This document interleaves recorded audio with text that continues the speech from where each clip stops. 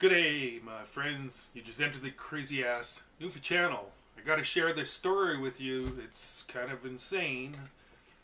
But here we go. It's about Trudeau and this wonderful woman. This heartfelt, like when you watch it, you cannot not feel her pain and her suffering. And by the end, I don't know about you, but it feels like he just put a spin on it and went it away. But something's wrong now, Mr. Trudeau. My heat and hydro now cost me more than my mortgage. I now not only work 75 hours a week, I stay and work 15 hours a day just so I don't lose my home. My hydro bill I want to share with you. A single family home, one person who works hard with a brace up to her leg, partially paralyzed every single day. I put that brace on and I'm proud to be Canadian, but something's wrong with our system. And I have faith in you and God that you're going to work hard to fix it. How do you explain to a woman how she's supposed to pay a hydro bill $1,085? And I did it. I've done it. I've done it for the last year. I lived without hydro for 5 days after paying a $680 bill. They showed up one day.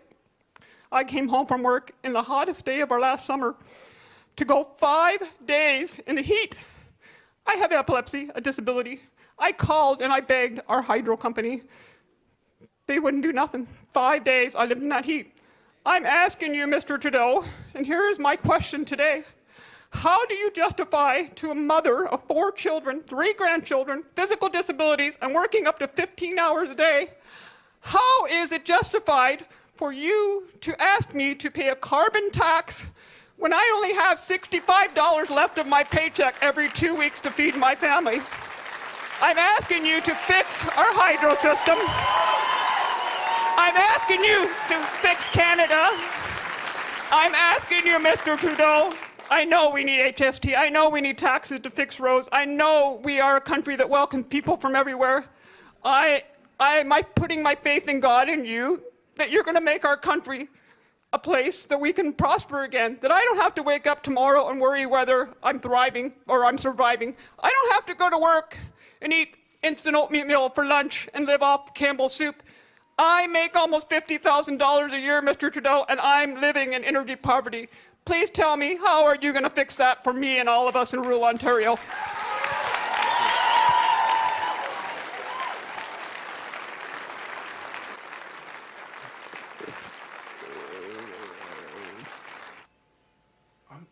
I'm sorry, but what the fuck was that noise coming from him before he answered? First off, on behalf of everyone here, let me say thank you, not just for everything you do, but for sharing that extraordinary story with us. Your strength, your determination is an inspiration and example to us all. We are a country in which anyone with a quarter of your strength, of your drive, should be thriving and focused on how are you going to spoil your grandchildren with all your energy, as opposed to how are you going to get through the week or the day. A lot of different elements come into your question. A number of them are provincial. Hydro bills are provincial, but as you point out, the federal government's decision to put a price on carbon is something that we have moved forward with, and it's one that is causing consternation amongst a broad range of people, and I understand, because carbon and carbon emissions and carbon is part of everything we do, whether it's heating our homes or getting back and forth from work, or in the products we buy. Justify a person who's barely surviving having to pay for infrastructure for public transit in Toronto who lives in the country. Yeah, I entirely agree. Making money to provide for rebates for people to buy $150,000 electric cars when most of us can even afford a $20,000 car. Indeed, indeed. We need to realize that we are in a time of transition right now, that the world is moving off of fossil fuels, and that's a good thing, and it's an important. That may be a good thing that we're coming and phasing out and getting off fossil fuels. And I'm sure everybody's agreeing we want to take care of the environment, but you still have to apply to replace the jobs that are being lost, Mr. Trudeau. And when you got young men who are making $3 billion sales at the age of 23 or 26 for Tumblr, you know, these kind of things going on, where they have small amounts of employees, nowhere near what a productivity of a factory would do. Small amounts, that doesn't even, billions of dollars have been made, and there's not enough people being employed based on it. How are you going to bring in these jobs that need to be replaced when you phase out?